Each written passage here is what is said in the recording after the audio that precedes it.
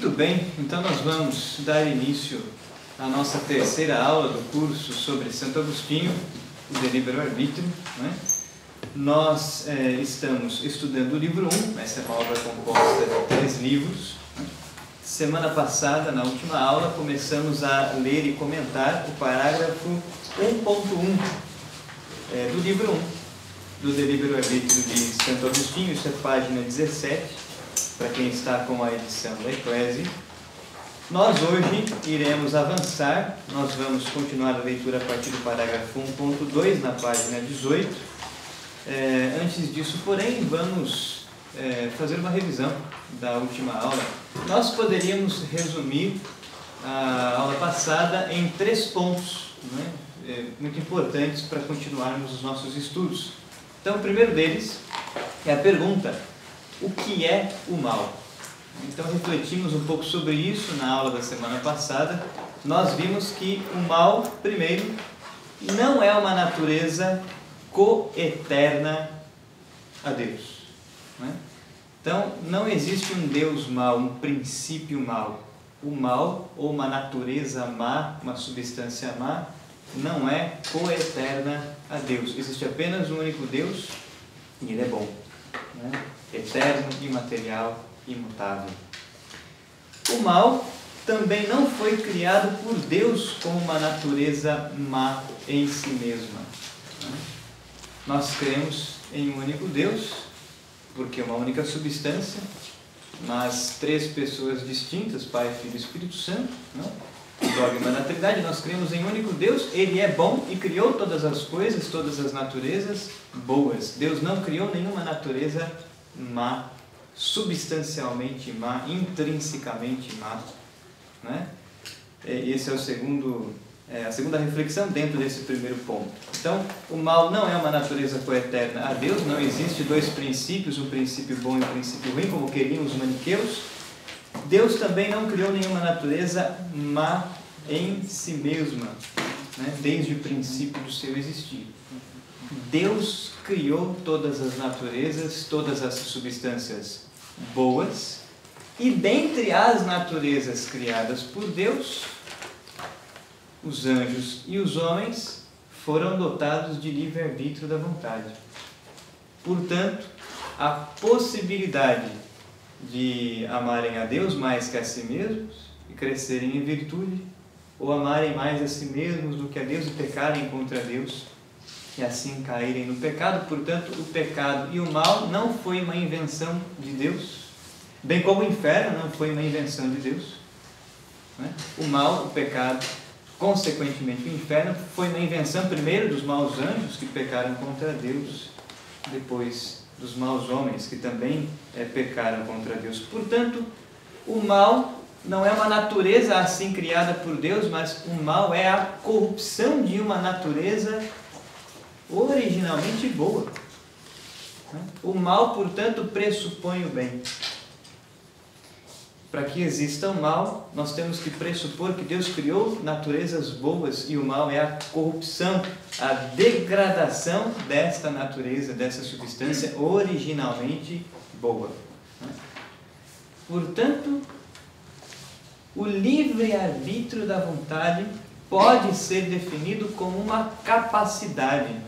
O livre-arbítrio da vontade é um poder que nos foi dado por Deus de fazer escolhas, né? De tomar decisões, o que implica a responsabilidade das nossas ações, o que também implica raciocinar, pensar, refletir nas consequências das nossas ações, sejam elas boas ou ruins. É por isso que para os maus anjos que pecaram contra Deus não existe a possibilidade de arrependimento, porque justamente possuindo um intelecto muito potente, muito mais potente que o nosso, né, de seres humanos, os anjos já conseguiam compreender completamente, conhecer completamente as consequências da sua má decisão de pecar contra Deus, e ainda assim escolhe pecar. Portanto, para os anjos não existe a possibilidade do arrependimento, tomaram uma decisão irrevogável Para nós, seres humanos, enquanto estamos vivos, enquanto estamos peregrinando nessa vida terrena, existe para nós a possibilidade do arrependimento, de voltarmos atrás, de nos convertermos, porque o nosso intelecto não consegue tomar uma decisão conhecendo completamente todas as consequências, inclusive após essa vida terrena, né? A revelação divina nos deu a conhecer as verdades de fé necessárias à nossa salvação. Portanto, quanto mais estudamos, quanto mais conhecemos a Deus e a vontade de Deus, mais responsabilidade temos diante dos nossos pecados. A quem muito foi dado, muito será cobrado, né? Mas enquanto estamos vivos, existe a possibilidade de arrepender-se. Esse é o primeiro ponto que vimos com certa profundidade na aula passada. O segundo ponto, nós vimos dois atributos divinos. Deus é bom e justo, né? Na bondade, na misericórdia divina, Ele dá recompensas aos bons enquanto estamos vivos, perdoa os nossos pecados uma vez que existe o arrependimento. Deus é bom, Deus é misericordioso, né? No entanto, Deus também é justo, né? Da mesma forma como Deus dá recompensas aos bons, Deus também pune os maus, sobretudo após esta vida terrena, após a nossa primeira morte, a separação da alma e do corpo, no juízo particular, né? Segundo ponto que vimos na aula passada. E o terceiro ponto, com o qual nós finalizamos a aula anterior, nós falamos sobre a origem do mal. Qual é a origem, a causa do mal? No primeiro ponto, nós nos perguntamos sobre o que é o mal. Nesse terceiro ponto, nós nos perguntamos sobre qual é a origem do mal, qual é a causa do mal. E Santo Agostinho dizia no último parágrafo que nós lemos, respondendo à pergunta de Evódio, não é, portanto, outro o autor daquele primeiro gênero de mal, do qual podemos verificar não ser Deus o autor? Sim, certamente, já que não pode ser feito senão por alguém, né? Então, a causa, a origem do mal está no livre-arbítrio da vontade, que pode tomar decisões contra Deus e, portanto, contra a própria natureza, contra si mesmo, né? Não realizando a sua natureza, porque justamente vai contra Deus. Desta forma, nós podemos dizer que a origem do mal é o livre-arbítrio da vontade, e, dentre todas as naturezas criadas por Deus, né, os anjos, os seres humanos, os animais, os vegetais, os entes, os seres inanimados, dentre todas as naturezas criadas por Deus, apenas os anjos e os homens foram dotados de livre-arbítrio da vontade. Então, para os animais, os vegetais, a pedra, não existe a possibilidade de pecar contra Deus. Bem como não existe a possibilidade de crescerem em virtude, de crescerem no mérito e assim serem santos.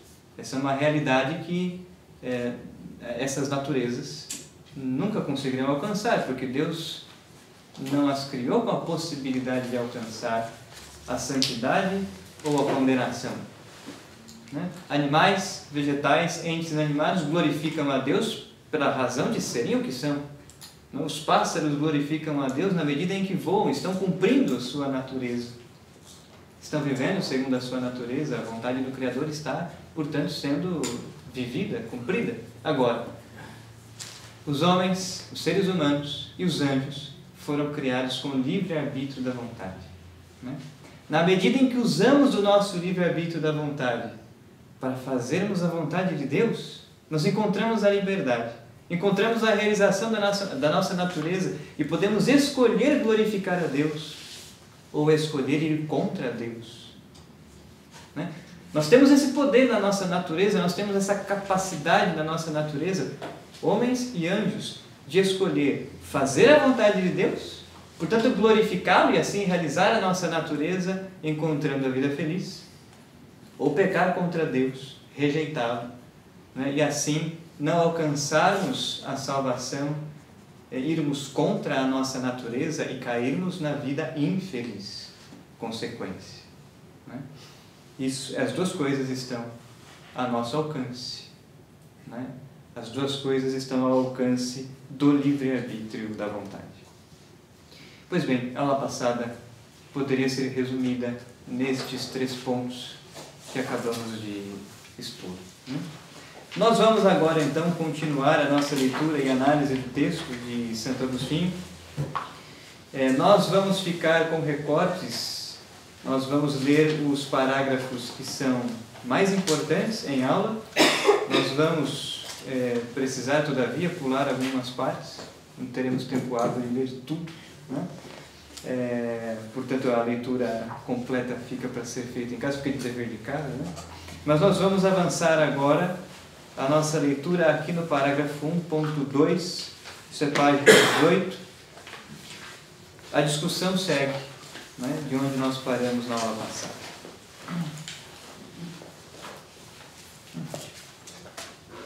Uma vez que Santo Agostinho já apontou para as respostas das perguntas sobre o que é o mal e qual é a origem do mal, a partir de agora, no parágrafo 1.2, Santo Agostinho começa a investigar, começa a raciocinar de maneira dialética com Evódio, né? Nós estamos lendo um diálogo.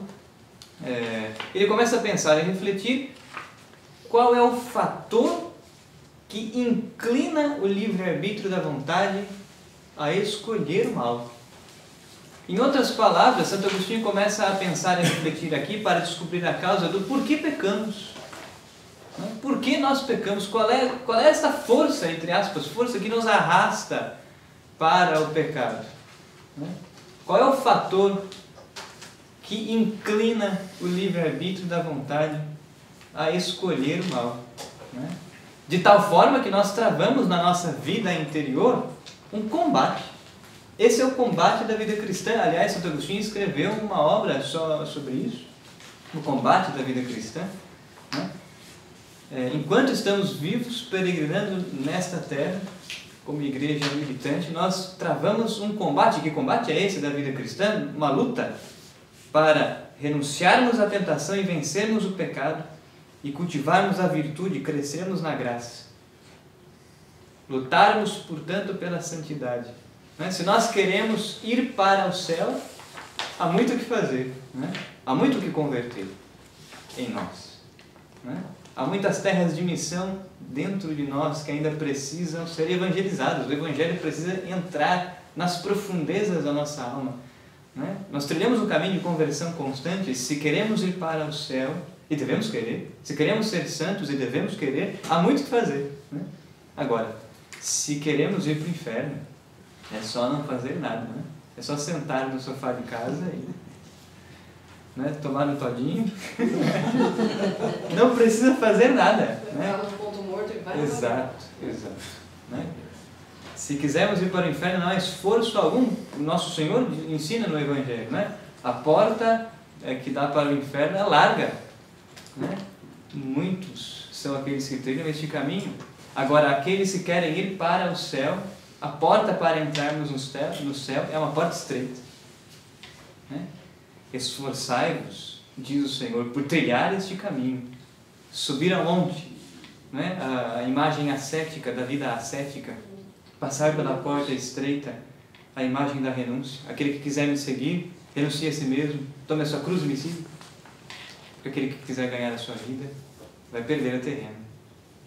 Agora, aquele que quiser ganhar a vida terrena, vai perder a vida eterna. É este o nosso caminho. Se queremos ir para o céu, há muito o que fazer. Começando por renunciar aos pecados mortais, aos pecados veniais, cultivarmos a oração, os estudos, a mortificação, a penitência, as virtudes. Muito bem, então nós vamos prosseguir na leitura. Santo Agostinho começa então agora a pensar e refletir sobre qual é o fator que inclina o livre-arbítrio da vontade para escolher o mal. E nós vamos perceber na cadeia de argumentação exposta por Santo Agostinho que nós não devemos buscar fora de nós a causa, o fator que inclina o livre-arbítrio da vontade a escolher o mal. Nós devemos buscar dentro, no homem interior, na vida interior. Devemos olhar para dentro de nós, cultivar a vida interior, olharmos para a nossa alma, não é? Sairmos de uma vida voltada para a exterioridade, não é? A fim de que possamos contemplar o eu interior, onde Deus habita. Não é? Aliás, este é o esforço que Santo Agostinho, desde o início, propõe na sua obra. Olharmos para a nossa alma, olharmos para dentro de nós, olharmos para a nossa natureza e o que existe dentro de nós, o que existe na nossa natureza, quais são as faculdades que podemos encontrar no homem interior, né, na nossa alma. E as faculdades mais nobres que podemos encontrar quando olhamos para dentro de nós, que são estas: a inteligência, a vontade, a memória, onde transcorre a vida interior. Sobretudo essas faculdades não são as únicas, né? Nós temos outras, mas sobretudo estas, né? Aqui transcorre a vida interior, nosso diálogo com Deus, a vida de oração. Ela pode ser autêntica quando nós nos colocamos na presença de Deus, né? Para falar com Ele e escutar-lhe a voz, para meditar as Sagradas Escrituras usando a inteligência, usando a vontade, usando a memória, rezar, né? Com as nossas potências. Isso é oração de meditação. Pois bem, segue então Evódio, página 18. Mas não sei se alguém peca sem antes ter aprendido a pecar. E se isto é verdade, diz-me, de quem nós temos aprendido a pecar? Tu crês que a instrução é um bem? Instrução aqui está como sinônimo de educação, processo de educação. Quem se atreverá a dizer que é um mal? Se não for nenhum bem, se não for nenhum bem, nenhum mal? A mim parece-me ser um bem. E com muita razão, pois por ela nos é comunicada a ciência, ou se acende em nós o desejo de adquiri-la, e não se pode adquirir conhecimento algum, senão mediante a instrução. Ou tu pensas de outro modo? Eu penso que mediante a instrução não aprendemos senão um bem. Veja, portanto, que também não se aprende o mal, já que a instrução não procede senão de instruir-se. De onde procede, pois, que o homem faça o mal se não aprendeu? Essa pergunta é importante. De onde procede, pois, que o homem faça o mal se não o aprendeu? De onde procede o mal? Qual é o fator que inclina o livre-arbítrio da vontade a escolher o mal? Essa pergunta vai ser repetida logo mais à frente, no parágrafo 2.4, na página seguinte. Uma coisa importante para entendermos esse trecho, esse momento lógico do texto, é também sabermos que Santo Agostinho faz uma ideia tão alta da educação, da instrução, né, que ele jamais vai colocar a instrução, a educação, como o sinônimo de ensinar algo ruim, ensinar algo mal. Para Santo Agostinho, porque ele faz uma ideia tão alta da educação, da instrução, para ele, os mestres só podem ensinar o que é o bem. Ter um objetivo, uma finalidade que seja boa, e quando ensinam o mal é justamente para evitá-lo. Então, para Santo Agostinho, o processo de educação, a instrução, é algo bom, né? Agora, nos nossos dias, nós vemos... É o que teria que ser. É o que teria que ser. Exato. Ele vai... As universidades agora estão... Exato. Ele vai terminar esse momento lógico dizendo, né? Deixa, pois, de perguntar por não sei que mestre, porque se é mal, não é mestre. E se é mestre, não é mal. Então, para Santo Agostinho, para que um professor seja professor, um mestre seja mestre, uma educação seja educação, ela tem que ensinar o bem, tem que ter esse fim último. E o fim último da educação, já para Santo Agostinho, no século V, é a contemplação da verdade, é a busca da verdade, é a busca por Deus, é a busca por unir-se a Deus. Santo Agostinho vai deixar isso bem claro em algumas obras, como por exemplo o De Ordine, onde ele vai enumerar as artes. Já na sua época, ele vai dizer que as artes, que hoje nós chamaríamos de ciências, são uma propedêutica, uma preparação para os estudos sagrados, né? Para a própria filosofia, para a própria teologia, né? Então, nos nossos dias, o sentido e o conceito de instrução, de educação, muitas vezes, talvez não em todos os lugares, mas muitas vezes, foi pervertido. Hoje, muitas vezes, se quer ensinar a fazer o mal, né? Ainda que de maneira velada, né? Ainda que de maneira escondida. Né? Nós vemos hoje, infelizmente, nós vemos com pesar, infelizmente, nós vemos muitas escolas que, ao educar as crianças ou adolescentes, ou mesmo as universidades de ensino superior, ali nós encontramos certo veneno, né? Certo veneno que desvia as pessoas do caminho da verdade, ao invés de colocá-las, né, no caminho do bem, da busca de Deus, da busca da verdade. Né? Mas aqui nesse contexto, né, Santo Agostinho tem uma ideia tão alta, tão elevada sobre a educação, que para ele é inconcebível uma educação que não ensine senão o bem. Se não ensina o bem, não pode ser chamado de educação ou de instrução. Então essa pergunta é importante. Né? De onde procede, pois, que o homem faça o mal, se não o aprendeu? Qual é aquele primeiro fator que inclina o livre-arbítrio da vontade para escolher o mal? Essa pergunta também aponta para o fato de que a origem do mal, o fator que inclina o livre-arbítrio para escolher o mal, não está fora, não vem de fora. Porque ainda que fôssemos ensinados a fazer o mal, nós temos a escolha livre. Né? Nós temos o livre-arbítrio, nós podemos escolher fazer o mal que nos foi ensinado, colocaríamos entre aspas essa frase no contexto de Santo Agostinho. Né? Poderíamos escolher fazer o mal que nos foi ensinado ou não, ou resistir a ele. Temos o livre-arbítrio para isso. Né? Muito bem. Segue o texto. Talvez porque se afaste da instrução, de modo que ela se torne completamente estranha a ele. Seja lá como for, o certo é que a instrução é um bem e que deriva de instruir-se, e que o mal de modo algum pode ser aprendido. Isto porque, se fosse aprendido, estaria contido na aprendizagem, e então não seria esta um bem, como tu mesmo acabas de dizer. Não se aprende, pois, o mal. Portanto, é inútil que perguntes quem é aquele de quem aprendemos a fazer o mal. E se aprendemos sobre o mal, o aprendemos para evitá-lo, não para fazê-lo. De onde se pode inferir que realizar o mal não é outra coisa senão abandonar a instrução. Então, ensinar a fazer o mal é a perversão da instrução, né? Da educação, na mente de Santo Agostinho. Não ensinando, está corrompendo. Exato. E isso não poderia ser chamado de instrução ou de educação. Né? É ao contrário. Eu creio que certamente há dois tipos de instrução, uma pela qual aprendemos a realizar o bem e outra pela qual aprendemos a realizar o mal. Ocorre que, ao me perguntares tu se a instrução era um bem, o mesmo amor do bem cativou de tal modo minha atenção, que fixando-me naquela instrução que nos ensina a realizar o bem, respondi que era um bem. Mas agora me dei conta de que há outra instrução, da qual posso afirmar sem dúvidas que é um mal. É desta precisamente que desejo saber quem é o autor. Agostinho. Ao menos admites que a inteligência seja um bem? Sim, a considero um bem tão grande que não deve existir no homem nada maior.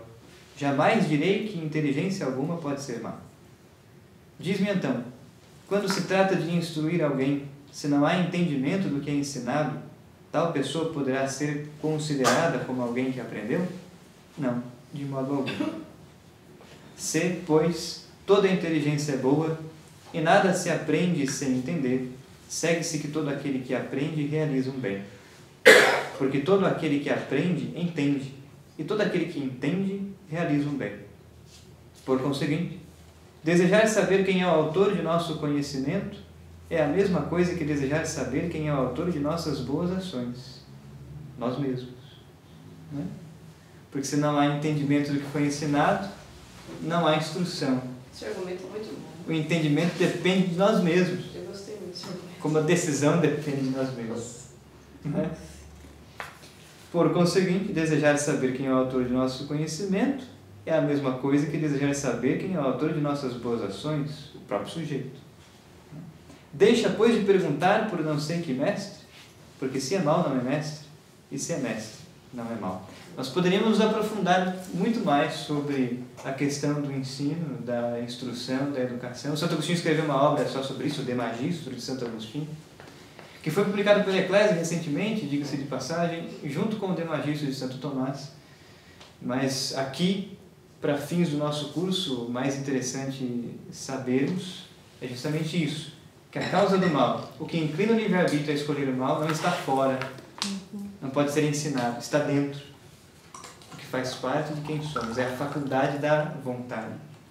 Né? Tá certo? Então vamos adiante. Parágrafo 2.4. Pois bem, já que me vejo obrigado a confessar que não aprendemos o mal, diz-me, qual é a origem de nossas más ações? Essa pergunta é importante porque ela aponta também para o nosso objetivo. Qual é a origem de nossas más ações? O que inclina o livre-arbítrio da vontade é escolher o mal. Por que pecamos? Por que é tão fácil pecarmos e tão difícil viver a virtude? Né? Porque é tão fácil irmos para o inferno e tão difícil irmos para o céu. Em outras palavras. Né? Por que implica tanto esforço a nossa conversão, sendo que o caminho da perdição é muito fácil e muito prazeroso, diga-se de passagem. Né? Qual é a origem de nossas más ações? Suscitas precisamente aquela questão que tanto me atormentou quando ainda era muito jovem e que depois de ter me cansado inutilmente para resolvê-la, levou-me a precipitar-me na heresia dos maniqueus. Ali, fiquei prostrado e muito oprimido debaixo do peso de tal abundância de estúpidas fábulas, né, como vimos nas primeiras aulas. E se o meu ardente desejo de encontrar a verdade não houvesse obtido o auxílio divino, a graça, exato. Mas veja que em Santo Agostinho existia um ardente desejo de encontrar a verdade, questionar-se, problematizar, pensar, refletir. Será que isso que li, será que isso que conheci é verdade ou não? Será que esse teólogo está me ensinando a verdade ou não? Será que eu estou na verdade ou não? Isso não existe hoje em dia. Pois é, exato. Porque já dizia São João Paulo II quando fez um discurso para os jovens. Os jovens não têm medo de uma vida difícil. Os jovens têm medo de uma vida sem sentido. Se a nossa vida é sem a verdade, a nossa vida será sem sentido. Né? E hoje nós estamos vendo a sociedade cair no relativismo. Não há mais verdade, cada um constrói a sua verdade. Ora, se não há mais verdade, ou essa proposição é verdadeira, e portanto autocontraditória, ou a verdade não existe. Entende?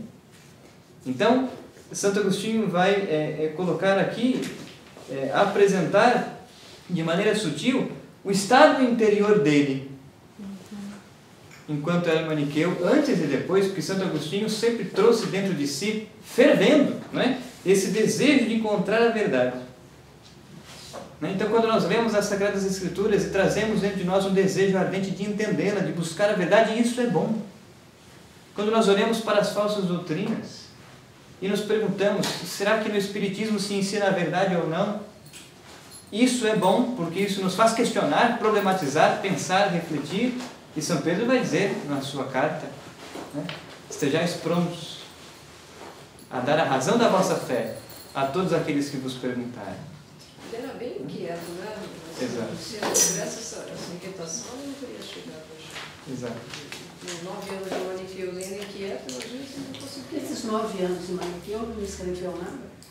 Ele escreveu uma obra sobre o belo, uma obra de estética, antes de se converter, no tempo que era maniqueu. Mas o próprio Santo Agostinho vai dizer, e São Possídio também depois, que escreveu a primeira biografia de Santo Agostinho, São Possídio viveu com Santo Agostinho, era o ajudante dele, né? O escrivão. Ele vai dizer que essa obra se perdeu. Nós temos o testemunho de Santo Agostinho e de São Possídio. Nós não sabemos se essa obra realmente se perdeu ou se Santo Agostinho pôs fogo nela. Depois que se converteu. Porque o próprio Santo Agostinho, nas Confissões, vai dizer que ali ele escreveu muita coisa errada. Né? Então, não chegou até nós, esse é o fato. Mas foi o único livro que ele escreveu antes da sua conversão. Essa premissa de Santo Agostinho, de que esse desejo que ele tinha, ele não é comum a todos. Pois é. De onde é que vem isso? Então, isto eu penso que pode ser ensinado ou instigado. Pode ser instigado. Né? Sobre as orações de Santa Mônica.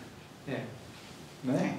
Então, quer dizer, nós podemos questionar as pessoas, mas você está numa falsa doutrina, mas você já se perguntou se isso que você crê é verdade? Você já se perguntou se a filosofia de Nietzsche é a verdade? Se certas correntes filosóficas é a verdade? Ou mostra a verdade a respeito do homem, do ser humano, da antropologia, de outras áreas? Tem uma influência externa, em alguns casos. Sim. Às vezes o seu desejo surge de alguém fazer uma questão que você nunca fez por você. Sim, exato. Coloca você no estado de dúvida. Mas tem questão de temperamento. Mas tem algumas pessoas que já nascem nisso.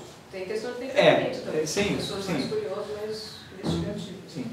Mas nós podemos, num debate, num diálogo, jogar essa problemática, né? Isso que você está dizendo, será que isso é a verdade? E aí se a pessoa é relativista, não, mas você se preocupa com a questão da verdade? Mas é claro. A verdade não pode ser relativa. Mas de alguma forma volta para o interno, porque se você põe dúvida que aquilo foi falado para você, porque você tem algo diferente dentro de você. Exato. Então Exato. volta para o interno. Exato. É por isso que os santos eram provocadores, né? Os santos eram provocadores. Todas as pessoas que conviveram com os santos se sentiam, não sei se eu posso usar essa expressão, mas se sentiam questionados, né? Quem confessou com São Padre Pio de Pietrelcina, quem o conheceu, quem conviveu com ele, né? Certamente numa confissão com São Padre Pio, né? Diante dos pecados confessados, né? O próprio Padre Pio exortava a conversão, mas a própria graça divina agia através dele. Era instrumento, e nesse sentido mediador, no único mediador, Cristo Jesus, né? Para a conversão das almas. Então, Cristo era assim, né? Existe uma passagem belíssima do Evangelho de São João, se não me falha a memória, capítulo 4. Os mestres da lei tinham mandado alguns soldados para prenderem Jesus, que estava pregando na sinagoga. Os soldados foram lá e de repente voltaram. Peraí, vocês não prenderam o homem, né?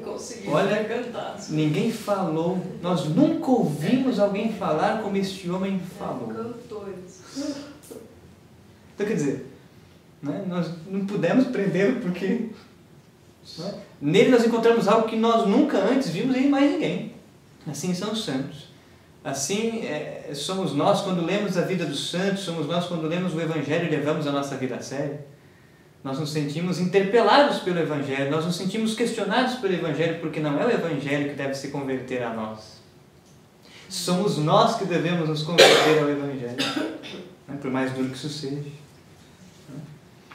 Então é um pouco disso, né? Quando nós entramos em um debate, em um diálogo com essas pessoas, nós podemos levar um pouco do que existe dentro de nós, da vida, da graça que nos foi dada por Deus e que existe dentro de nós.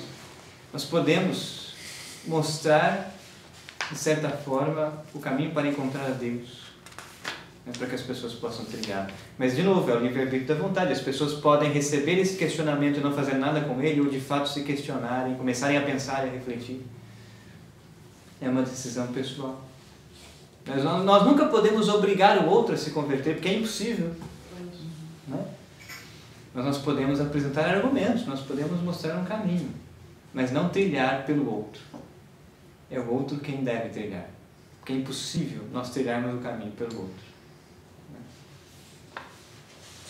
Se o meu ardente desejo de encontrar a verdade não houvesse obtido o auxílio divino, a graça, não teria conseguido desvencilhar-me deles, nem aspirar àquela minha primeira liberdade de buscar a verdade.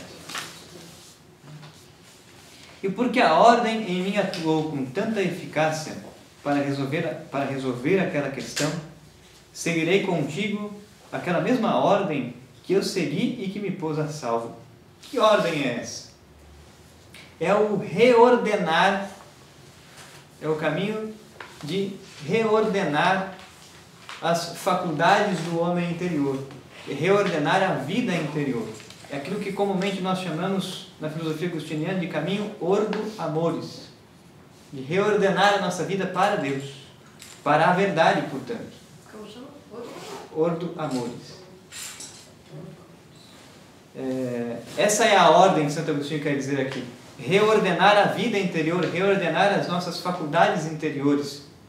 Porque quando estamos no pecado, nós submetemos a razão às paixões. Nós deixamos as paixões desordenadas nos arrastarem. Quando estamos ordenados, nós submetemos as paixões ao exercício da razão. É a razão quem comanda, porque a razão está subordinada a Deus. Nós vamos ver isso daqui a pouco com maiores detalhes. Essa é a ordem que Agostinho evoca aqui no seu texto. E porque a ordem em mim atuou com tanta eficácia para resolver aquela questão, seguirei contigo aquela mesma ordem que eu segui e que me pôs a salvo. Que Deus seja propício e nos ajude a entender o que cremos, já que estamos certos de seguir nisto o caminho traçado pelo profeta, que diz: se não crerdes, não entendereis. Isaías 7, 9. Ora, este é o caminho para a sabedoria. Aqueles que quiserem ser realmente, verdadeiramente sábios, devem primeiro crer nas verdades reveladas por Deus, para depois entender. É a fé que procura o entendimento dos dados revelados. É preciso chegar ao entendimento do conteúdo da fé depois de crermos. Se não crerdes, não entendereis. Ora, cremos que tudo quanto existe procede do único Deus e que, não obstante, Deus não é o autor do mal. Contudo, nossa alma se perturba com uma questão. Se os pecados procedem das almas que Deus criou e as almas vêm de Deus, como em uma relação tão íntima entre ambos, não referir a Deus o pecado? Em outras palavras, se Deus não tivesse nos dado o livre-arbítrio da vontade, nós não teríamos a possibilidade de pecar contra Ele. Mas também, se Deus não nos tivesse dado o livre-arbítrio da vontade, nós jamais conseguiríamos amá-lo, ou amar o próximo, como a nós mesmos. Seremos incapazes de amar, porque amar é uma decisão da vontade, do arbítrio da vontade. Amar é uma escolha, E amar não é fruir do prazer ou dos benefícios que o outro pode nos dar. Amor não é isso. Amar é sacrificar-se. Amar é doar-se. Amar é consumir-se pelo bem do outro, pelo bem do próximo, por amor a Deus e para obedecer os seus mandamentos. Amar é renunciar-se. Amar é sacrificar-se. O maior sinônimo, o maior objetivo, a maior evidência do que é o amor é a cruz. Quando nós contemplamos o Cristo crucificado, o Cristo que está suspenso no alto do madeiro da cruz, nós entendemos o que é amar. Ele doa a sua vida para nos salvar. Ele doa a sua vida para nos salvar. Isso é amar. Amar é sacrificar-se pelo bem do outro. Os pais que se sacrificam pelos bens dos filhos, o esposo, a esposa que se sacrifica pelo bem do cônjuge, os sacerdotes que se sacrificam, os religiosos que se sacrificam pela salvação das almas. Quando nasce em nós o desejo ardente de vivermos um apostolado, de rezarmos e de trabalharmos pela salvação das almas, nós nos consumimos nisso. Isso é amar. E isso nos torna semelhantes a Deus. O desamor nos torna dessemelhantes a Deus. Porque Deus é amor. É isso? Portanto, se Deus não nos tivesse dado o livre-arbítrio da vontade, nunca pecaríamos, mas também nunca amaríamos ninguém. Nunca cresceríamos, seríamos incapazes de amar e de crescer no mérito, na santidade. Seríamos meramente animais, porque o sinal evidente da imagem de Deus em nós está no livre-arbítrio da vontade, estão nessas faculdades superiores da nossa alma, inteligência, vontade e memória. Imagem de Deus. Parágrafo 2.5. Acabas de formular claramente a dúvida que cruelmente atormenta meu pensamento e que me obrigou a entrar e estar empenhado nesta discussão. Ânimo, tem coragem e conserva-te firme naquilo em que crês, pois não há fé alguma mais fundamental que esta. ainda que para ti esteja oculto o porquê de ter que ser assim. Discorrer e pensar para conceber a Deus como o ser mais excelente de todos é o verdadeiro e sólido princípio da piedade. Não tem esta ótima ideia de Deus quem não crê ser Ele onipotente e absolutamente imutável, Criador de todos os bens, a todos os quais é infinitamente superior e justíssimo governador de tudo quanto criou, e ainda que não recebeu ajuda de natureza alguma na criação, como se a si mesmo não se bastasse. Disto se depreende que criou todas as coisas do nada e não de si mesmo. Então veja, Deus é eterno, imaterial, imutável. Né? Deus é a causa primeira de todas as coisas. Deus é onipotente, onisciente, onipresente. Por isso podemos chamá-lo de Todo-Poderoso. Né? Deus é eterno, imaterial, imutável. E nada, nenhuma criatura, justamente porque é criatura, nenhuma criatura é coeterna a Deus, ou feita a partir da substância divina. Apenas Deus é eterno, uma única substância, três pessoas distintas. Então, na eternidade, víamos na aula passada, não é? O Pai gerou o Filho, o Verbo, e do amor entre o Pai e o Verbo procede o Espírito Santo. Então, o Filho é gerado, o Espírito Santo procede do Pai e do Filho, isso na eternidade. O Verbo e o Espírito Santo não são criaturas, são consubstanciais, coeternos com o Pai. Uma única substância, três pessoas distintas. Mas todas as coisas, todas as criaturas, né, foram feitas por Deus a partir do nada, não de si mesmo. Então todas as criaturas, os anjos, os homens, os animais, os vegetais, os entes materiais e inanimados, todas essas naturezas, todas essas criaturas foram feitas a partir do nada. Antes não existiam e passaram a existir. Não foram criadas da substância divina, foram criadas a partir do nada. E é por este motivo, essa é a causa metafísica de todas as criaturas serem mutáveis. Porque todas as criaturas foram feitas a partir do nada, elas trazem em si, na sua natureza, o ser e o não ser de onde vieram. E por isso a necessidade de buscarem realizar-se na sua natureza, buscarem crescer, as naturezas que têm o livre-arbítrio, crescer na graça, na virtude, no mérito, tornando-se semelhantes a Deus. Né? São mutáveis, portanto, todas as criaturas são mutáveis, todas as criaturas estão no vir a ser, no devir. Para todas as criaturas, o tempo corre, em outras palavras. Para os anjos, o tempo corre. Um tempo que não é um tempo material, como este que é o nosso, um tempo imaterial, um tempo intermediário entre a eternidade de Deus e o tempo material que é o nosso, mas existe um antes e um depois. Para nós existe um devir, somos mutáveis, existe um vir a ser. E conforme o tempo passa, nós podemos usar desse tempo para crescermos na santidade e assim nos tornarmos semelhantes a Deus. Ou conforme o tempo passa, nós podemos cair cada vez mais em pecados abundantes, pecados mortais, e assim nos tornarmos dessemelhantes a Deus. E isso também é uma escolha do livre-arbítrio da vontade.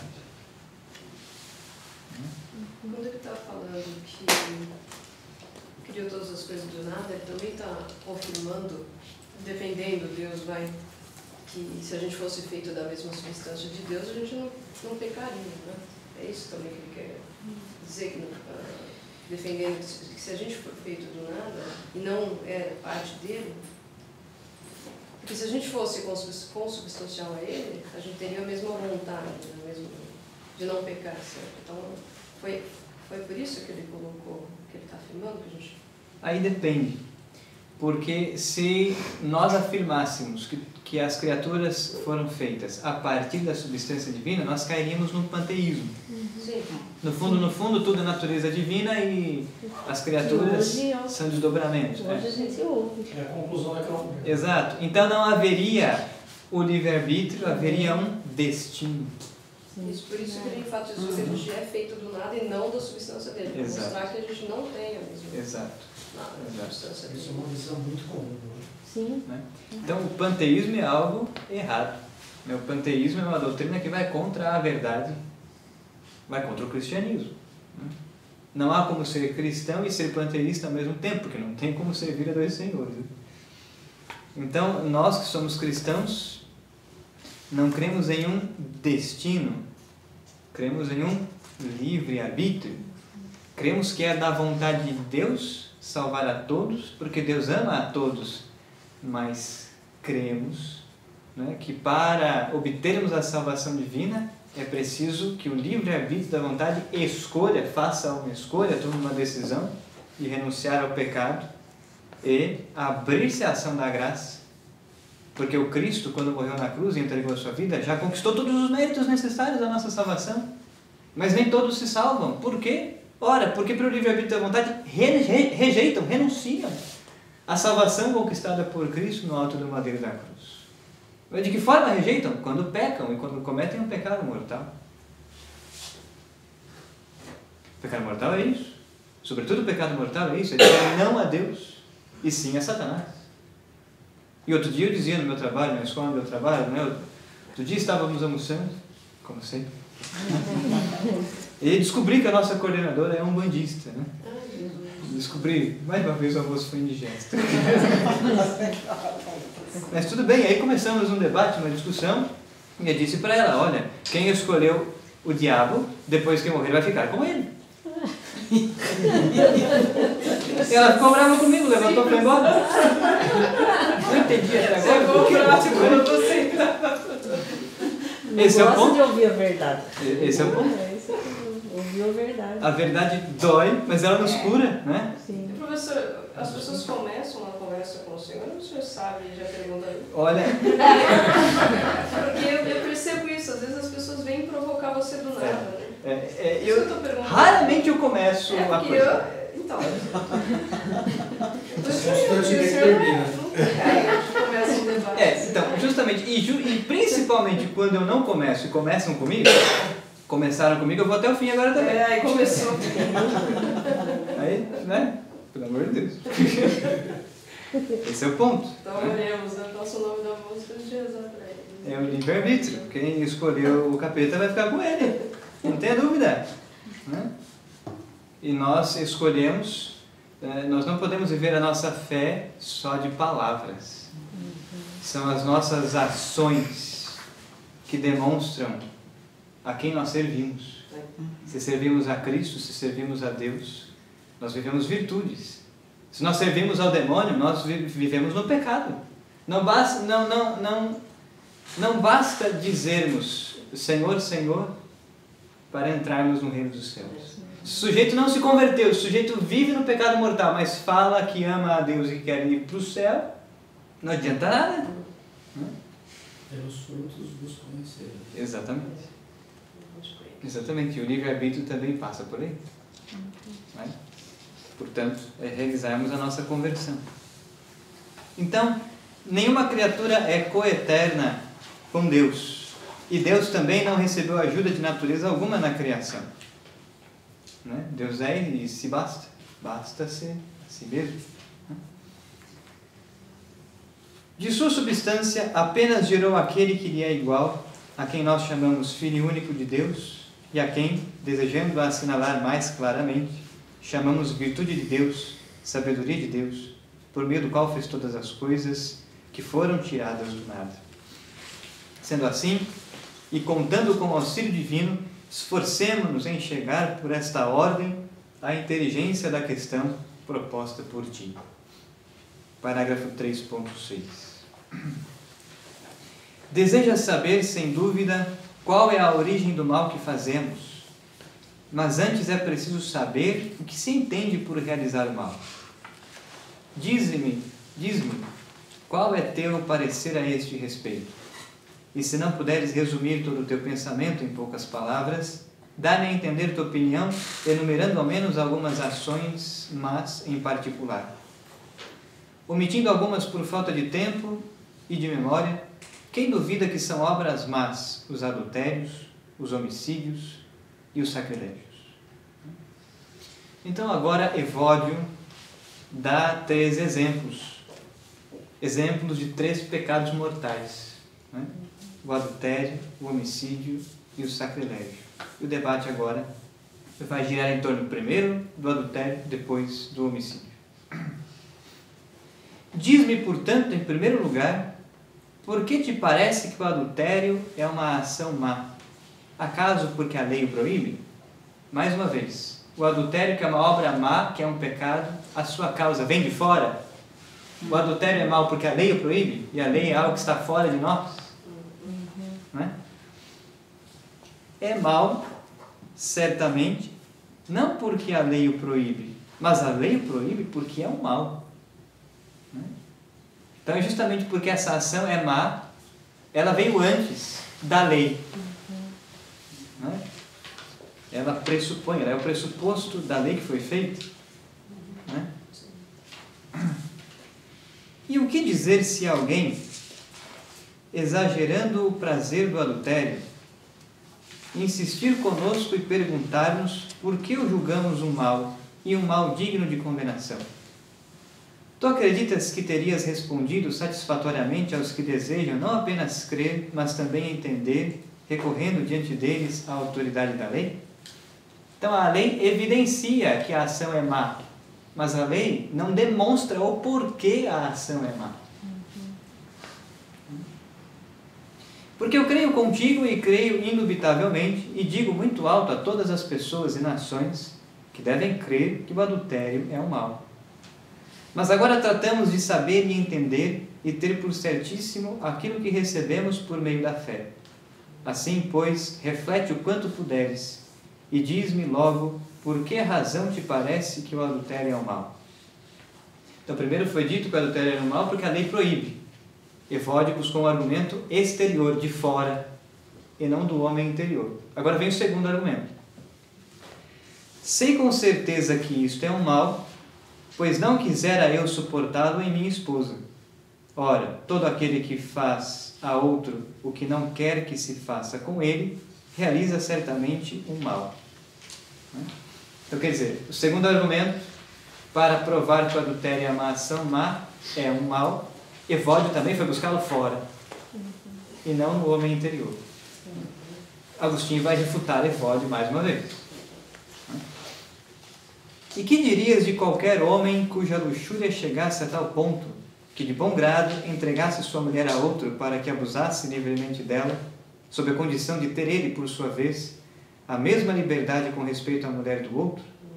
Parece-te que não há nada de mal nisso?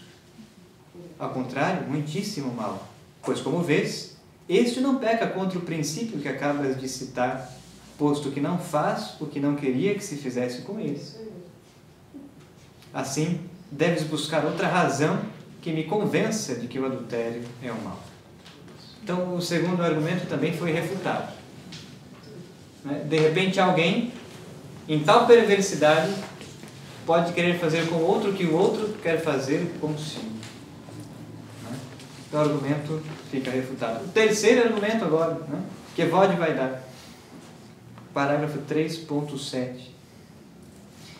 Parece-me um mal o adultério, porque com frequência temos visto serem condenados os homens acusados deste crime. Mais um argumento retirado de fora, da exterioridade. Ora, não se tem condenado também com frequência a muitos homens por suas boas ações?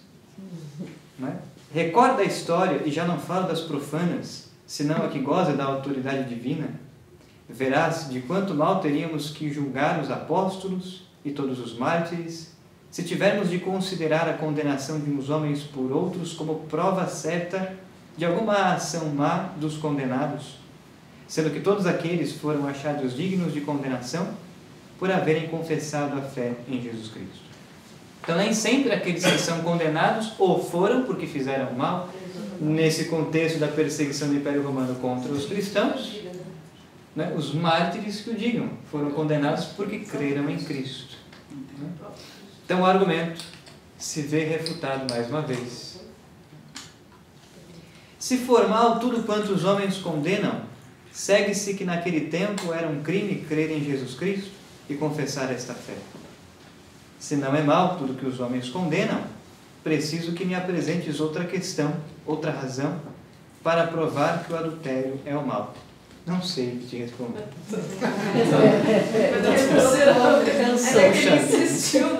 Debater com Santo Agostinho não devia ser mais fácil. A gente precisava de um santo desse hoje em dia. Deu nó na cabeça do Evório. Parágrafo 3.8. Parágrafo importante esse agora. Talvez a malícia do adultério proceda da paixão. E assim como vês, te encontras com dificuldades insuperáveis ao querer dar uma razão extrínseca para a causa desta ação, que é um mal evidentemente. E para que entendas melhor que a malícia do adultério procede da paixão, ou seja, de dentro e não de fora, te direi que se alguém deseja efetivamente abusar da mulher de seu próximo, porém de nenhum modo consegue realizar o seu intento, no entanto o teria levado a cabo se pudesse, este certamente não seria menos culpado que se realmente tivesse sido surpreendido em flagrante delito, ainda que efetivamente não pudera realizar os seus desejos. Então quer dizer, o mal nasce de dentro e não de fora, né? A causa e a origem do mal não está fora, mas está dentro. É nesse momento, nesse ponto, que uma citação do Evangelho se faz oportuna. Se nós depois em casa pudermos ler, né, o texto do Evangelho de São Marcos, capítulo 7, dos versículos 14 ao 23, né, é aquela discussão, ensinamento sobre o puro e o impuro, né, onde Cristo está dizendo, né, em certo momento ele vai dizer, não vou ler tudo, vou pegar um fragmento do texto. Jesus vai dizer, não entendeis que tudo que vem de fora entra no homem, e que entra no homem não pode torná-lo impuro, porque nada disso entra no coração, mas no ventre e sai para a foz? Ele dizia, o que sai do homem é isso que o torna impuro. Com efeito, é de dentro. É de dentro. É do coração dos homens que saem as intenções malignas, prostituições, roubos, assassínios, adultérios, ambições desmedidas, maldades, malícia, devassidão, inveja, difamação, arrogância, insensatez.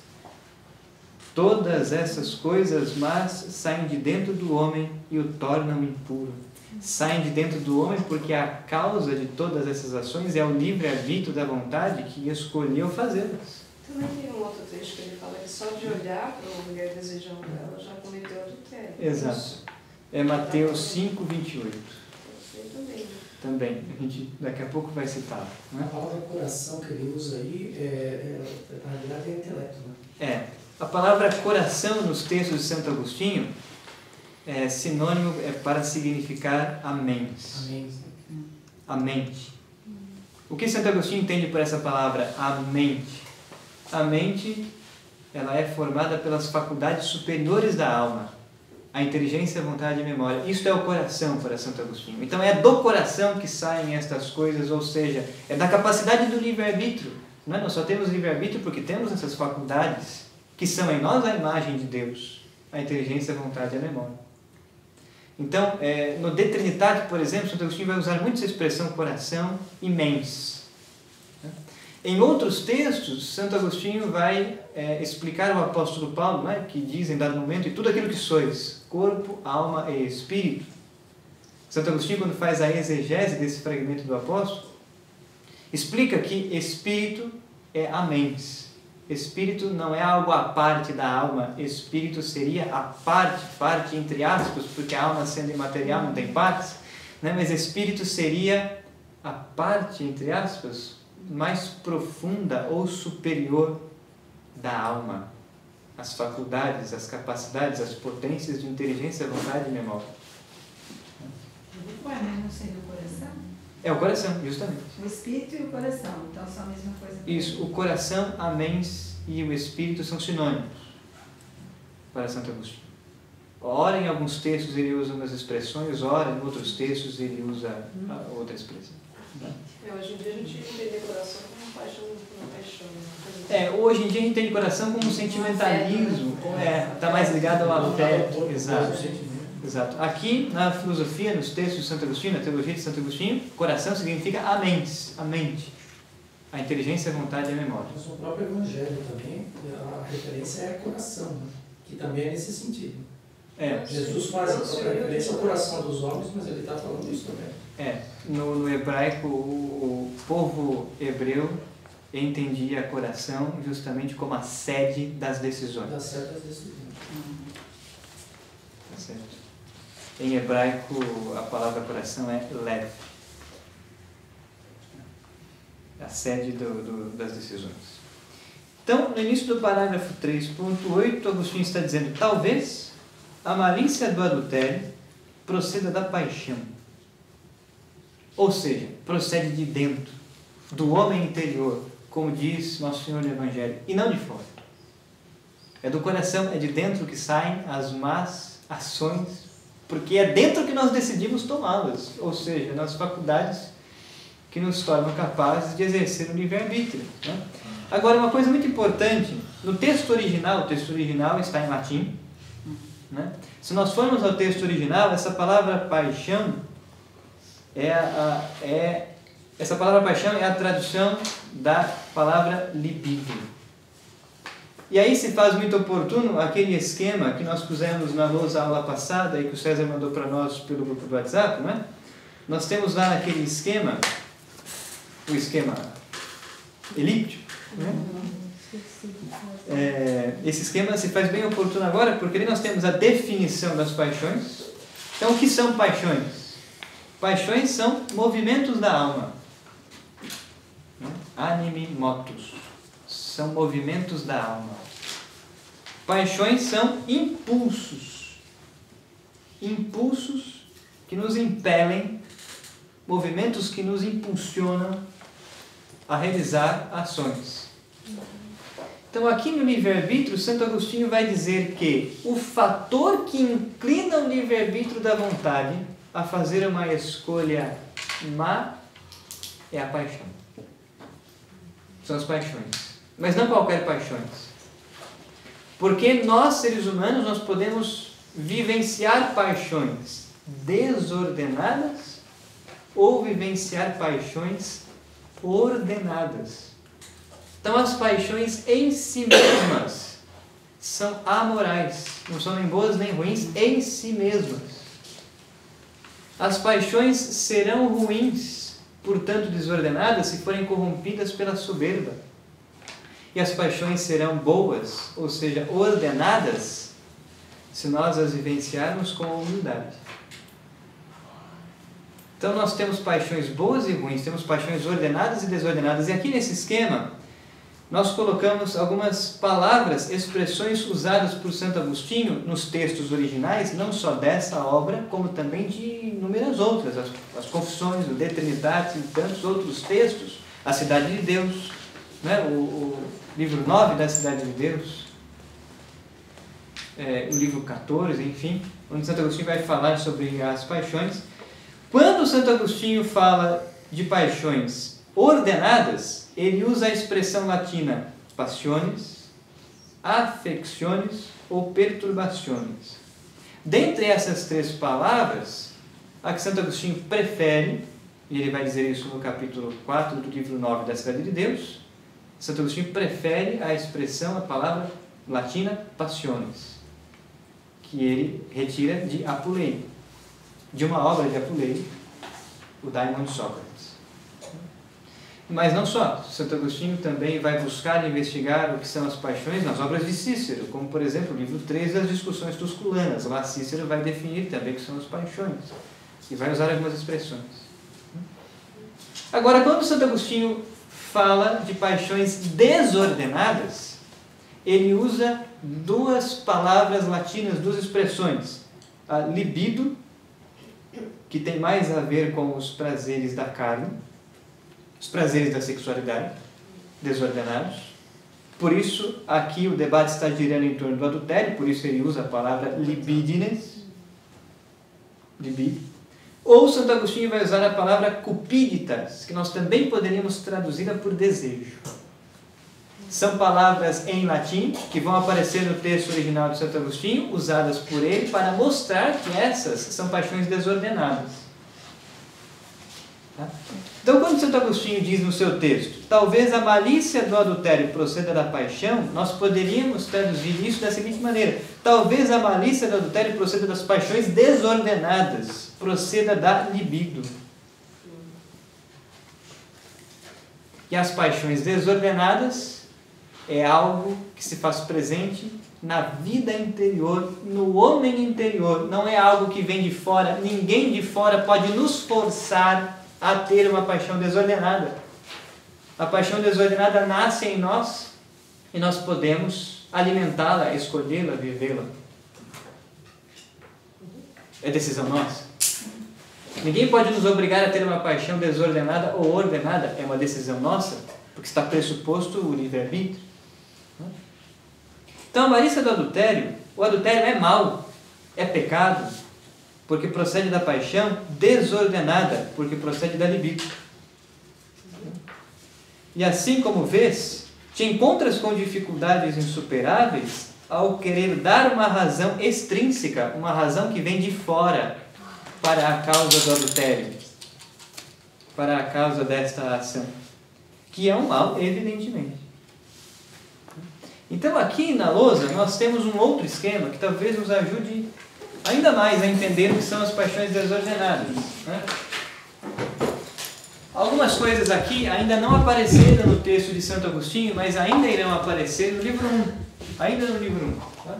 Então, nós temos, de um lado, as paixões desordenadas, libido, cupíditas, e do outro lado nós temos as paixões ordenadas, que Santo Agostinho usa, né? As expressões, as palavras latinas, passiones, afecções e perturbações. Tem um artigo muito bom sobre isso de Emmanuel Berbon, no livro As Paixões Antigas e Medievais. Enfim, esse artigo está no Drive. Pois bem, vamos analisar um pouco isso. Por que a paixão é desordenada? Lembrando que as paixões são sempre vivências interiores. Né? Está no homem interior. Está na alma. Então, a paixão ela é desordenada quando nós vemos que ela submete a si o exercício racional. O homem vive segundo a sua natureza e vive a ordem na sua natureza quando é a razão que domina as paixões. Agora, existe uma perversão na natureza humana. E perversão é isso, é uma inversão da ordem. Quando nós nos deixamos ser arrastados pelas paixões, e essas paixões nos levam a realizar ações contrárias à vontade de Deus, existe uma perversão, uma inversão da ordem na nossa natureza. Porque o exercício racional que deveria comandar as paixões está submetido a elas. E nesse sentido, nós nos tornamos semelhantes aos animais. Porque nos animais nós não encontramos o exercício racional. Então todas as ações realizadas pelos animais são movidas pelo impulso do instinto. Impulso. Movimentos da sua alma. Né? A alma animal. Tá? Então quando existe essa perversão, quando existe essa mudança da ordem na nossa natureza, primeiro que o homem vive algo contrário à sua natureza, segundo que ele não se assemelha a Deus, ele se assemelha ao animal. Porque coloca algo que na sua natureza está acima das paixões, coloca isto submetido a isto, sendo que isto é maior que isto. Né? É uma perversão da natureza. E as nossas paixões foram desordenadas por causa do pecado original. Aí nós subimos no gráfico. Né? Justamente. Então quer dizer, Nós somos tentados. Isso é um fato, existe a tentação na nossa vida. Né? Nós somos tentados de duas formas. Nós provamos tentações diabólicas e tentações da nossa própria concupiscência. Concupiscência, ferida que o pecado original deixou na nossa natureza. Adão e Eva, no paraíso, antes do pecado original, não eram tentados pela concupiscência, porque não tinham concupiscência. Pelo contrário, tinham uma inclinação para o bem e não para o mal. Então Adão e Eva foram tentados no paraíso? Foram. Antes do pecado original, Adão e Eva foram tentados pelo demônio. Então a tentação é sempre um convite, uma solicitação, muitas vezes sutil. A tentação diabólica, vai explicar agora não mais Santo Agostinho, mas Santo Tomás, a tentação diabólica é sempre a produção de uma espécie inteligível, sensível na nossa mente. Então o diabo nos convida a pecar. E o pecado sempre apresenta algo atrativo. Não é isso? O pecado sempre apresenta algo que atrai a nossa atenção. Mas diante da tentação, nós podemos escolher pelo livre-arbítrio da vontade rejeitá-la ou ceder a ela. Então o livre-arbítrio da vontade é este poder. E o livre-arbítrio da vontade era este poder em Adão e Eva, que estavam em graça santificante, foram criados por Deus na graça santificante, não precisavam pecar. Daí nós podemos ver e entender que o pecado de Adão e Eva foi de uma tal perversão, porque eles precisaram se esforçar para pecar contra Deus. Eles não precisavam pecar. Eram livres. Tinham a liberdade de não pecar. Não tinham inclinação para o mal, não precisavam daquele fruto, tinha tantos outros. Fizeram para si uma vontade perversa, pecaram contra Deus. Por quê?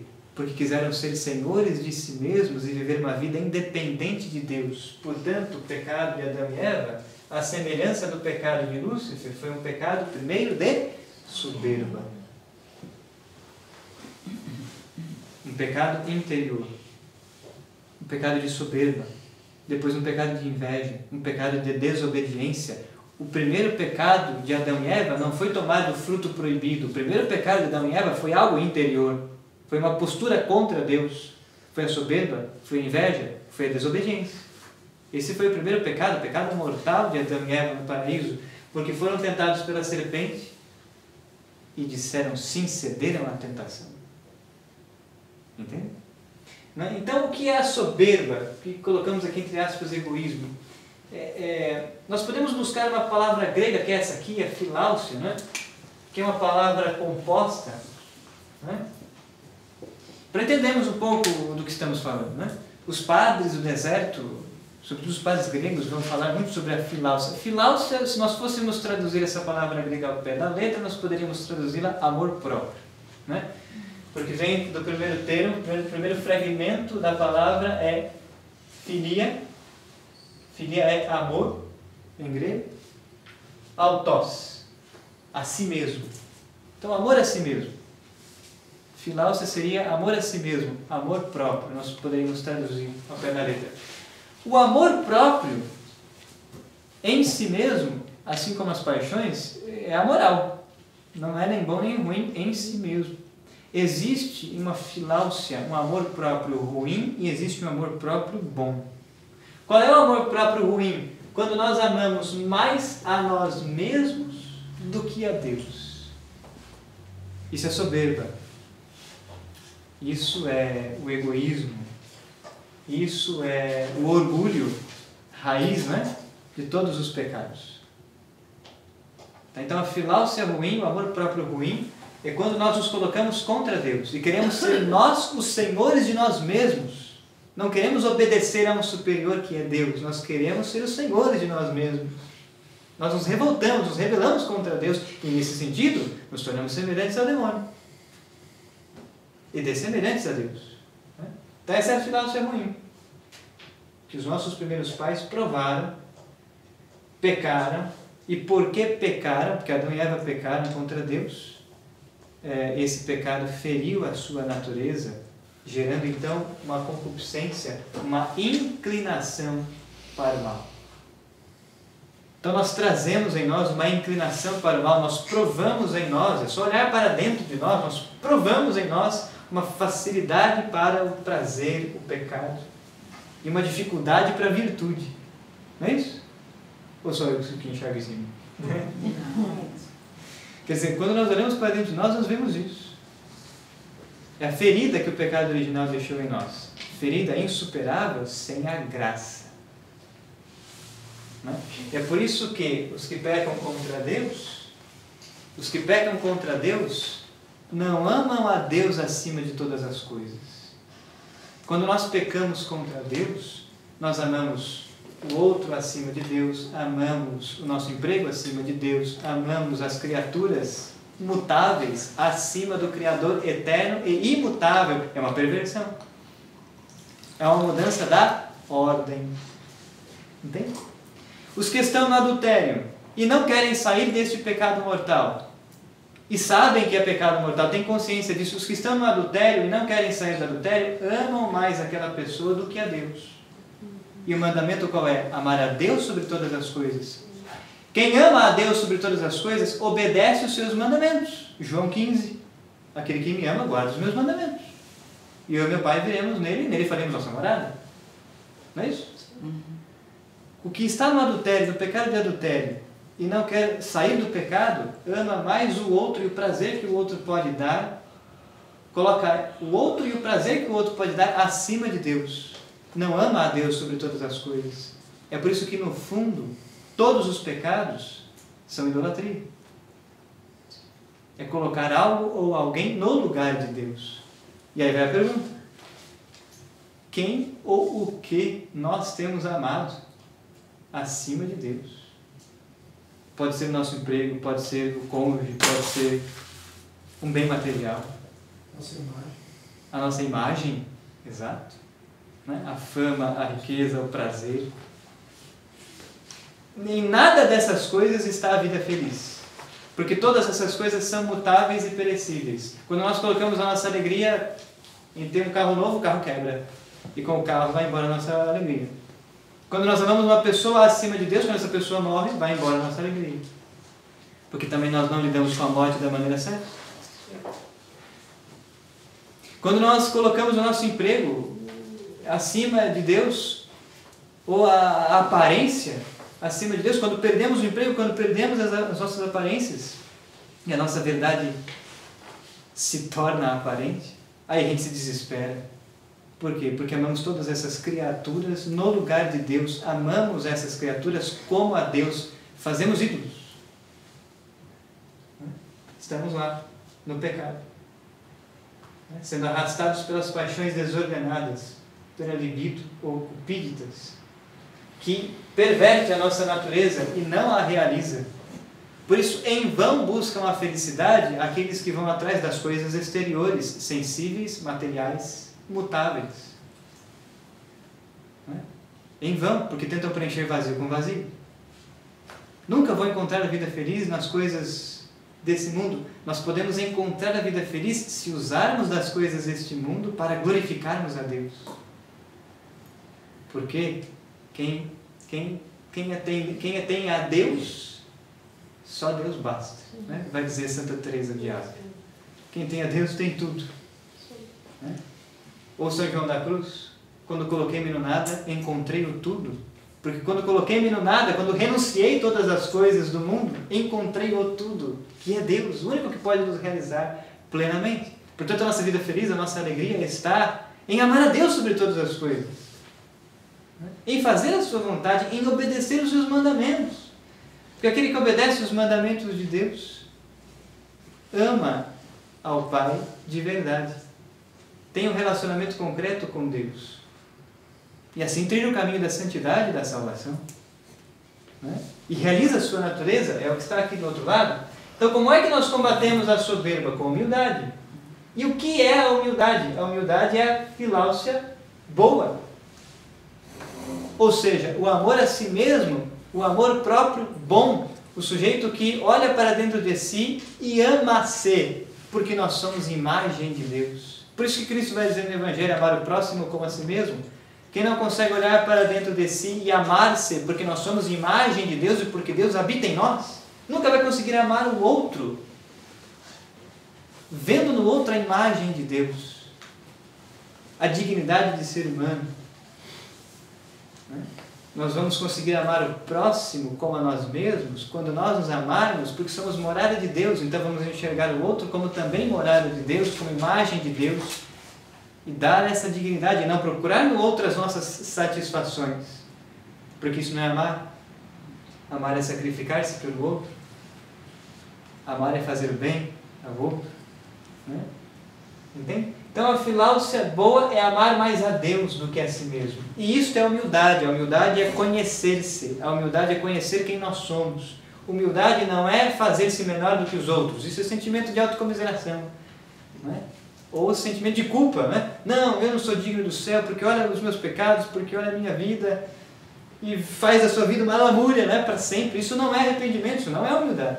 Isso é uma falsa humildade, um falso arrependimento. Você fica se retorcendo no lamaçal, nunca sai daquilo, sempre se culpando. Isso é sentimento de autocondenação, isso é sentimento de autocomiseração, e isso te leva, como levou Judas, para forco. Isso faz mal para nós. Sim. O que é humildade? Humildade é olhar para dentro de si e enxergar que nós somos filhos de Deus. E se somos filhos, somos herdeiros. Como o filho pródigo, não é? Nós não precisamos ficar comendo a lavagem do pecado porque nós somos filhos. Olhar para dentro de si, conhecer quem nós somos, saber que Deus nos ama e saber que nós podemos deixar o lamaçal dos porcos como o filho pródigo e retornar à casa do Pai, que nos acolherá com sua misericórdia, com o seu amor, com a sua bondade, nos dará vida nova, sandália nos pés, anel no dedo, uma veste nova. Entende? Isso é humildade. Isso é humildade. Saber que Deus nos chama a ser santos. Que Deus tem para nós uma recompensa enorme. Deus tem para nós o reino dos céus. Não é? Deus tem para nós a eternidade. Esse é o nosso objetivo. Não é?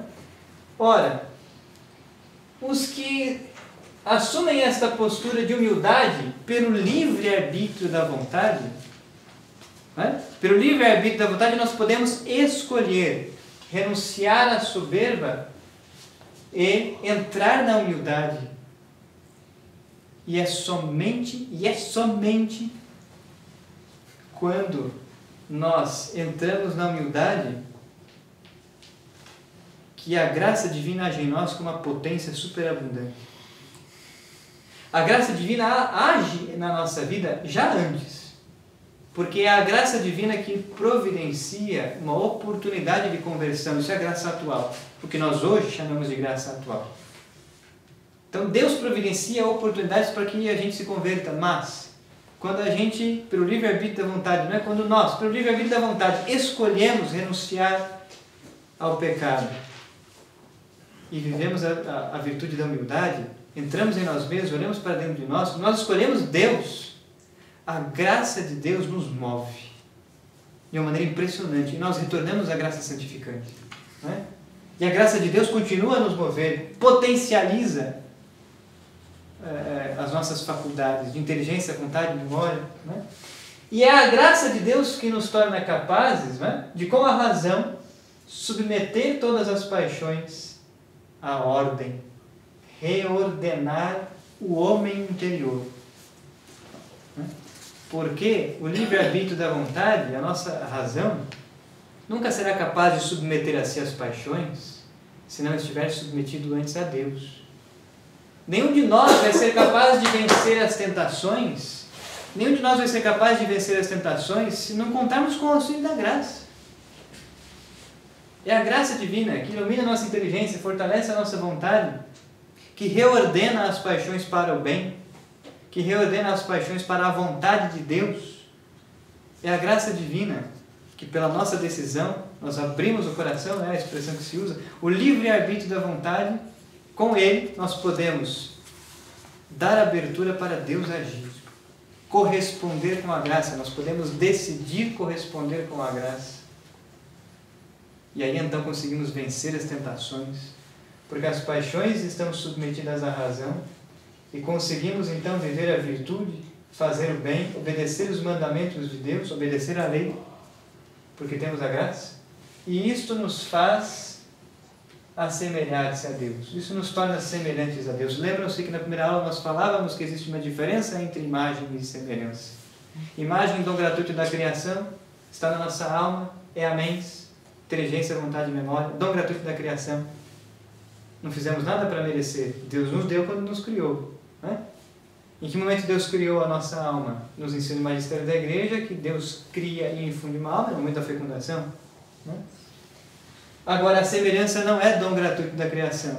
Nós podemos escolher pelo livre-arbítrio da vontade deixar Deus nos conduzir pela sua graça, para renunciarmos ao pecado e vivemos as virtudes, e quanto mais nós crescemos na virtude, crescemos no mérito, mais nós nos tornamos semelhantes a Deus, trilhamos o caminho da santidade. Podemos escolher isso, auxiliados pela graça, ou podemos escolher aquilo. Ai de nós, né? Mas podemos, é um poder, o livre-arbítrio da vontade é um poder de escolher rejeitar a graça, rejeitar a vontade de Deus, e porque rejeitamos a graça, nós caímos na desgraça. No sentido literal da palavra, vivemos sem a graça santificante. Né? E portanto a nossa natureza fica pervertida, se inverte a ordem. E justamente porque a razão está submetida às paixões, né? Nós nos deixamos ser arrastados pelas paixões, porque buscamos a nossa realização nos prazeres, na fama, nas riquezas, nas coisas do mundo, nos bens mutáveis, nas criaturas e não no Criador. Porque nós nos deixamos ser arrastados pelas paixões desordenadas, vivemos uma vida voltada para fora e não para dentro. É por isso que caímos no pecado e no vício. Deus nos devolve a nós mesmos. O pecado nos retira de nós mesmos e nós nos perdemos. E nos tornamos semelhantes aos animais.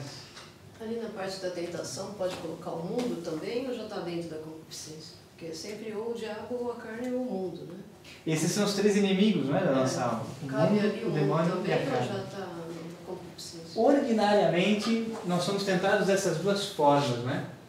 É que tanto o demônio pode nos tentar a buscar a realização no mundo, quanto a nossa concupiscência pode nos tentar a buscar nossa realização no mundo. Santo Agostinho viveu isso, quer dizer, quando Santo Agostinho deixa Tagaste e vai para Cartago e iniciar a sua carreira de retorno, o que ele buscava como fim último da sua vida? A fama, a riqueza.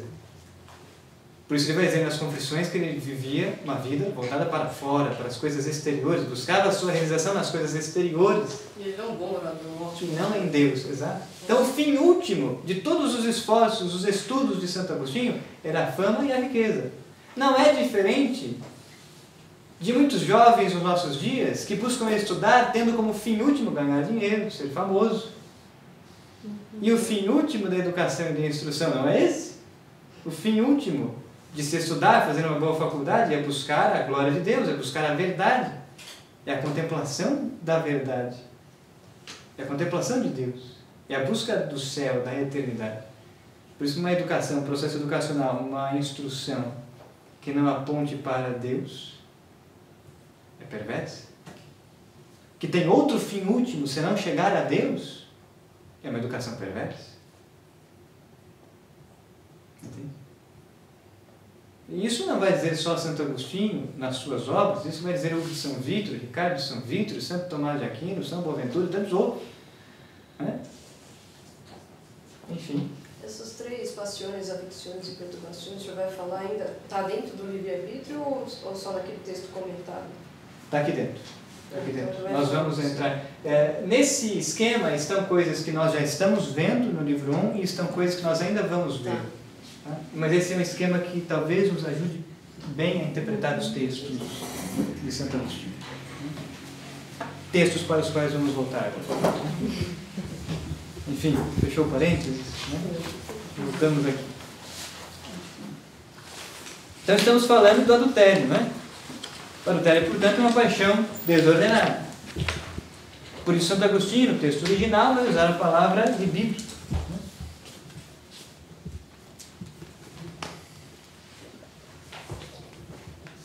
final da página 22. E para que entendas, página 23, para que entendas melhor a malícia do adultério, que a malícia do adultério procede da paixão, te direi que, se alguém deseja efetivamente abusar da mulher de seu próximo, porém de nenhum modo consegue realizar o seu intento, no entanto, o teria levado a cabo se pudesse, este certamente não seria menos culpado que se realmente tivesse sido surpreendido em flagrante delito, ainda que efetivamente não pudera realizar os seus desejos. Então aqui, outro texto da Sagrada Escritura que nos ajudaria muito a evidenciar o que está dito aqui é Mateus 5:28. O que diz o texto do Evangelho de Mateus 5:28? Veja só. Versículo 28.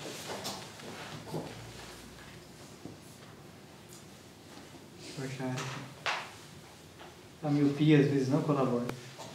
Eu, porém, vos digo, todo aquele que olha para uma mulher com desejo libidinoso já cometeu adultério com ela em seu coração. Então, quer dizer, o adultério não é cometer o ato apenas, o ato sexual fora do matrimônio. Quando se olha para uma mulher, para um homem, com desejo libidinoso, cometemos adultério em nosso coração, no interior. Portanto, Cristo eleva à plenitude a lei mosaica. Cristo eleva à plenitude. Nos faz enxergar as intenções interiores. Descer ao nosso interior. É daqui que surgem as más ações, porque aqui está o livre-arbítrio da vontade. Nada é mais evidente.